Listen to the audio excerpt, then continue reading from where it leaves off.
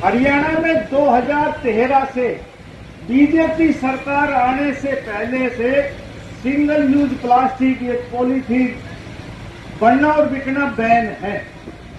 लेकिन आज किसी रेहड़ी पे चले जाओ, किसी दुकान में, किसी मॉल में चले जाओ और कोई भी दुकान से सामान खरीद के लाएगा, चाहे सब्जी खरीद के लाएगा, कोई वस्तु खरीद के लाएगा, वो पॉलीथीन के बैग में लेके आएगा। मैं गुड़गांव में रहता हूं। जब छोटा था तो लोग आया करते अपने घर का सामान लेने के लिए। उस समय बसें नहीं थी, ये सन 70 से 80 के दशक की बात है। बस बहुत कम थी। गांव से लोग 3 व्हीलर में आए, साफी रखा करता, ऊपर पगड़ी बांधा करता और शाम को जाते वक्त उस पगड़ी या साफी में सामान बांध के कंधे पर रख के टेम्पू में बैठ के गांव में चला जाया करता। आज पगड़ी खत्म हो गई, साफी खत्म हो गई। लोग गाड़ियों में आते हैं, बड़े बड़े पॉलीथीन के, कोई नाइक का है, कोई रीबॉक है, कोई और किसी का ब्रांड का लेके बैग को, उस पॉलीथीन के बैग को गर्व महसूस करते हैं। ये पॉलीथीन का बैग कहाँ जाता है साथ? और जहां ये डंप होता है उसको बनने में 400 साढ़े 400 साल लगते हैं। 16-18 पीढ़ियां गुजर जाएंगी एक पॉलीथीन के बैग को गड़ाने में। तो साथियों, इसका कौन बंद करेगा? मुझे पता नहीं आपका क्या रिवाज है। जब हमारे यहाँ मेरी बड़ी बहन की शादी हुई तो 71 में हुई, पिताजी मिनिस्टर थे, यूपी से बारात आई, 3 दिन रुकी। आपके यहाँ भी होगा शायद ये रिवाज। आहिस्ता आहिस्ता खत्म होते होते अब 3 घंटा बारात रुकती है मुश्किल से। आपके यहाँ भी 3-4 घंटे रुकते होगी। भाई कोई कानून तो नहीं बनाना कि 3 घंटे बारात रुकेगी, 3 दिन ही रुकेगी। कोई कानून बना क्या? लेकिन हमने ऐसा महसूस किया कि 3 दिन यदि बारात रुक जाएगी तो लड़की वाला सो नहीं पाएगा। गांव हो चाहे शहर हो, लठ बजे ही बजेगा।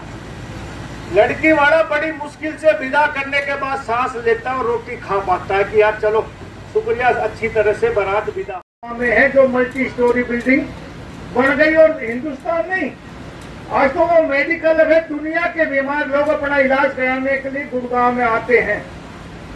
तो वहां ऑक्सीजन की इतनी कमी पड़ी कि एक सिलेंडर 20-20, 25-25 हजार रुपए में बिकने लगा। तब ऑक्सीजन की कीमत आम आदमी को ज्ञात हुआ कि ऑक्सीजन भी खरीदी जाती है। लेकिन साथियों, हम इसका इस्तेमाल ऐसे ही कर देते हैं। अरे हवा कहाँ से, ऑक्सीजन कहाँ से आती है? इन पेड़ों के द्वारा आती है। तो मेरा आपसे निवेदन है कि इन पेड़ों को लगाए ताकि आने वाली पीढ़ियां अच्छी आबो हवा में सांस ले सके। आज हम एनसीआर में रहते हैं जो लोग, वो इन बरसात के दिनों में 60-70 दिनों को छोड़कर बाकी के दिनों में 200 से 500 AQI के बीच में सांस लेते हैं।